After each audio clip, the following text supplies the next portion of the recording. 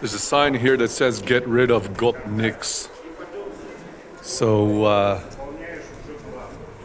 Gopniks are it's a very negative term used to describe lower class Russian citizens, usually like equivalent to the North American white trash. That's what a gopnik is in Russian.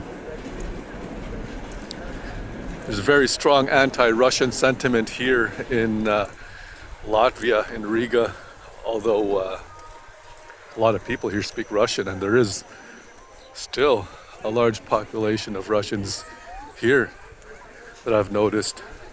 I know this because I could speak a little bit of the Russian terms, of course, but yeah, very strong anti-Russian sentiment. Also, given the history of Latvia being under Soviet oppression many years ago, but it's still fresh in the minds of those who are of Latvian descent. I'm on my way